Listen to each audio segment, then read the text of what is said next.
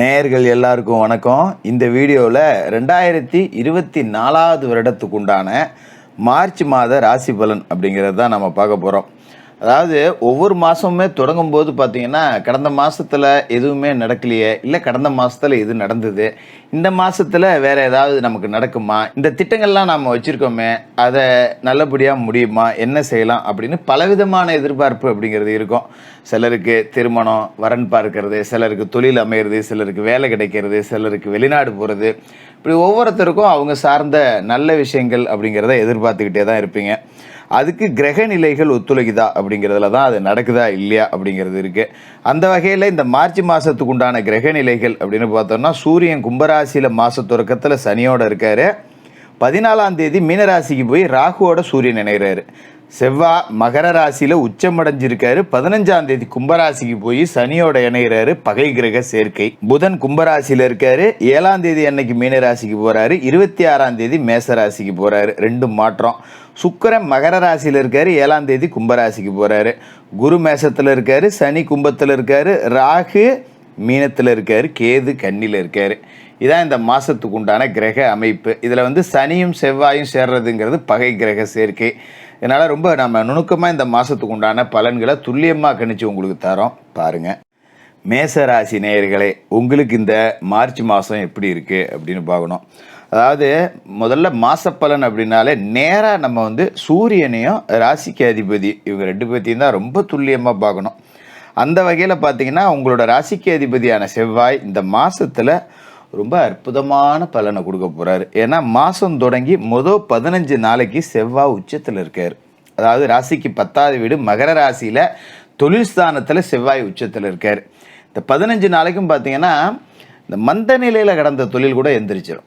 அதாவது இந்த தொழிலை நம்ம செய்யவே மாட்டோம், சரி வேணாம் விட்டுருவோம், இது இப்படியே வச்சு நானும் முதலாளின்னு சொல்லிக்கிட்டு என் புருஷனும் கச்சேரிக்கு போகிறாருங்கிற கதையாக நானும் கடையை திறந்து வச்சுட்டு உட்காந்துருக்கேன், ஒரு ஆஃபீஸை திறந்து வச்சுட்டு உட்காந்துருக்கேன், வேலைக்கு போகிறவங்க கூட 10 ரூபா சம்பாரிச்சிட்றான், எனக்கு சரியான வருமானம் இல்லையே அப்படின்னு நினச்சவங்க, திடீர்னு பின்னடைவுகளை சந்தித்தவங்க, இவங்க எல்லாருக்குமே ஒரு பெரிய வளர்ச்சி அப்படிங்கிறத இந்த 15 நாளில் கொடுத்துருவார். அதில் எந்த மாற்றமும் இல்லை.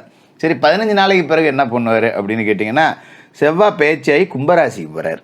கும்பராசிங்கிறது மேசராசிக்கு லாபஸ்தானம், ரொம்ப ஒரு அற்புதமான இடம். ராசிக்கு அதிபதி சனி பகவானோட போய் சேர்றாரு. சனியும் லாபஸ்தானத்தில் இருக்கார். சரி ஜோசியரை, இந்த சனிக்கும் செவ்வாய்க்கும் தான் பகையாச்சே, இவங்க போய் 2 பேரும் கூட்டணி சேர்றாங்களே, அதனால நமக்கு ஏதாவது பாதிப்பா ஜோசியரை அப்படின்னு நீங்கள் கேட்கலாம். அதுதான் கிடையாது. சனி பகவானும் செவ்வாயும் பகை கிரகமாக இருந்தாலும் கூட உங்களுக்கு எத்தனாவது வீட்டில் சேர்ந்துருக்காங்கங்கிறத பார்க்கணும். லாபஸ்தானத்தில் சேர்ந்துருக்காங்க. சனியோட பார்வை உங்களோட ராசிக்கும் கிடைக்குது. அப்போ லாப வீட்டில் சனி இருந்தாலும் கூட லேசாக உங்கள் ராசியை பார்க்குறாரு பார்த்தீங்களா. அப்போ செவ்வாய் கூட இருக்கும்போது அவர் என்ன பண்ணுவார், நம்மளோட நடத்தைக்கு தக்கன நம்மளை தண்டிக்க செய்வார். என்ன சொல்கிறீங்க ஜோசியரை, தண்டிக்காரா, நல்லதுன்னு சொன்னீங்களே தண்டிப்பாருங்கிறீங்களே அப்படின்னு கேட்கலாம். அதாவது இது கர்ம வினைகளின்படி வாழ்ந்தோம் அப்படின்னா வாரி கொடுக்கக்கூடியதில் சனி பகவானை அடிச்சுக்கிறதுக்கு ஆள் கிடையாது. அவர் உங்களோட ராசியை பார்த்துக்கிட்டே இருக்கார். அப்படிங்கும்போது உங்களை நோட் பண்ணிக்கிட்டே இருக்கார் அப்படின்னு அர்த்தம். அப்போ நம்ம வேலையை நாம் ரொம்ப ஒழுங்காக செய்யணும். இந்த அசால்ட்டாக இருக்கிறது, நாளைக்கு பார்த்துக்கலாம், நம்ம எந்த அளவுக்கு சோம்பலில் இருக்கோமோ அந்த அளவுக்கு சனி பலன்களை கொடுக்க மாட்டார். நம்ம ரொம்ப சுறுசுறுப்பாக உழைக்கணும், நம்ம வேலையை நம்ம தான் செய்யணும் அப்படின்னு நினச்சி உழைக்கணும். நம்ம செய்கிற வேலையால் இன்னொருத்தனுக்கு தீங்கு வரக்கூடாது, தேவையற்ற பிரச்சனைகளில் போய் தலையிடக்கூடாது, நம்மக்கிட்ட வேலை செய்கிற வேலைக்காரர்களை நல்லா பார்த்துக்கணும். இன்னும் சொல்ல போனால் உடம்புல வேர்வை வர்ற அளவுக்கு உழைக்கணும். என்ன தான் நான் கம்ப்யூட்டரில் உட்காந்து வேலை செய்கிறேன், ஏசி ரூமில் வேலை செய்கிறேன், எனக்கு எங்கேருந்து வேர்க்கும் ஜோசியரேன்னு கேட்டாலும் அப்படி சாயந்தர நேரத்தில் போய் உடல் பயிற்சி செஞ்சு உடம்புலேருந்து வேர்வையை எடுக்கணும். அப்போ தான் சனி பகவானுக்கு பிடிக்கும். அப்போ தான் பலன்கள் அப்படிங்கிறத ரெட்டிப்பாக கொடுப்பாரு. இப்போ இந்த சனியும் செவ்வாயும் சேர்ந்து இருக்கிறதால கண்டம் ஏதாவது இருக்கா ஜோசியரே அப்படிங்களாம். அதெல்லாம் கிடையாது. ராசியிலேயே குரு இருக்கார். அதனால் நீங்கள் கவலைலாம் பட வேண்டியதில்லை. அதில் ஒன்றும் கண்டத்துக்கு வேலை இல்லை. என்ன ஒன்றுன்னா, இந்த விரயஸ்தானத்துக்கு ராகு உட்காந்துருக்காரு. சூரியன் போய் அவரோட சேர்ந்துருவார் இந்த மாதத்தில், அந்த 14ஆம் தேதிக்கு மேலே. அப்போ விரயஸ்தானத்தில் சூரியனும் ராகுவும் சேர்ந்துக்கிட்டு உடம்புல உஷ்ணம் தொடர்பான பிரச்சனை கொடுப்பாங்க. போதாத உத்தத்துக்கு இப்போ வெயில் காலம் வரப்போது, கிரக மாறுதல்களும் சரியில்லை பார்த்தீங்களா. அதனால் கொஞ்சம் வெளியில் சுற்றுறதை குறைச்சிக்கணும். தேவைப்பட்டால் மட்டும்தான் வெளியில் போனோம்னாலும் நல்ல சத்தான உணவுகளை சாப்பிடணும். இந்த கறி மாமிச உணவுலாம் அள்ளி திணிக்கிறேன்னு சொல்லி திணிச்சிக்கிட்டு இருக்கக்கூடாது. கொஞ்சம் ஒரு சைவ உணவு முறைக்கு மாறிங்க. சாத்வீக உணவுகள் எடுத்துங்க. நீர் சத்து அதிகம் உள்ள காய்கறி, பழம், கீரை இதை உடம்புல சேர்த்துங்க. பெரிய அளவில் கண்டம் அப்படிங்கிறதெல்லாம் கிடையாது, கவலைப்பட வேண்டியதில்லை. அதோட மாதம் தொடங்கும் போது பார்த்தீங்கன்னா புதன் லாபஸ்தானத்தில் இருக்கார், கும்பராசியில் இருக்கார். ராசிக்கு 3க்கும் 6க்கும் அதிபதியான புதன் லாபஸ்தானத்தில் இருக்கிற நேரம் அப்படிங்கிறது ஒரு யோகமான நேரம். சகோதர வர்க்கத்தால் நன்மை கிடைக்கும். அதாவது உங்களோட முயற்சிக்கு சகோதரர்கள் உறுதுணையாக இருப்பாங்க. எந்த ஒரு விஷயமா இருந்தாலும் சரி விடு, நம்ம அண்ணன் தான், நம்ம தம்பி தான் அப்படின்னு சொல்லிட்டு அவங்க உங்களுக்கு ஆதரவாக இருப்பாங்க. அப்படிப்பட்ட ஒரு அமைப்பு. அதே மாதிரி பார்த்தீங்கன்னா 7ஆம் தேதி அன்னைக்கு மீன ராசிக்கு புதன் போயிடுறாரு விரயஸ்தானத்துக்கு. 3க்கும் 6க்கும் அதிபதியான அவர் நீசம் வர அடைகிறாரு. அதாவது நோய், கடன், பகை, எதிரி இதெல்லாம் குறிக்கக்கூடிய 6ஆவது வீட்டுக்கு அவர் அதிபதி அவர் நீசம் அடைகிறாருன்னா நமக்கு நல்லது தான். இந்த காலகட்டத்தில் தான் கடன் சுமை குறையும். நான் ஏற்கனவே உஷ்ணம் தொடர்பான பிரச்சனை வரும்னு சொன்னோம் பார்த்தீங்களா, அது இவர் நீசம் அடைகிறதால பெரிய அளவில் பாதிக்காமல் சும்மா ஒரு கொப்பளம் வர்றது, ஒரு சூட்டு கட்டி வர்றது இப்படியே போயிடும். பெருசாக பயப்பட வேண்டியதில்லை அதை நினச்சி. அது மாதிரி பார்த்தீங்கன்னா சுக்கிர பகவான் மாத தொடக்கத்தில் மகரத்தில் இருக்கார். ராசிக்கு யார்? 2க்கும் 7க்கும் அதிபதி சுக்கிரன். அவர் தொழில் ஸ்தானத்தில் இருக்காரு அப்படிங்கிறது ஒரு அற்புதமான அமைப்பு. சுக்கிரமங்கல யோகத்தையும் வர கொடுக்குறாரு. அப்போ குடும்பத்தில் சுபகாரியங்கள் நடக்கிறதுக்கான வாய்ப்பு இருக்குது. உடன்பிறப்புகளோட வீட்டில் திருமண விசேஷங்கள் அப்படிங்கிறதெல்லாம் நிறையா நடக்கும். அதெல்லாம் முன்னாடி நின்று நடத்தி வைப்பீங்க. அதோட பார்த்தீங்கன்னா மார்ச் மாதம் 7ஆம் தேதி கும்பராசிக்கு சுக்கிரன் வந்துடுறாரு. 2க்கும் 7க்கும் அதிபதியான அவர் லாபஸ்தானத்துக்கு வரும்போது தொழில் வளர்ச்சி நல்லா இருக்கும், கூடுதல் லாபம் கிடைக்கும். ஏன்னா ஏற்கனவே லாப வீட்டில் சனி இருக்காரு. ரொம்ப அற்புதமான யோக பலன்கள் அப்படிங்கிறது இருக்கும். சில பேர் வெளிநாடு போகக்கூடிய வாய்ப்புகள் அப்படிங்கிறதெல்லாம் இப்போ நிறைவேறிடும்.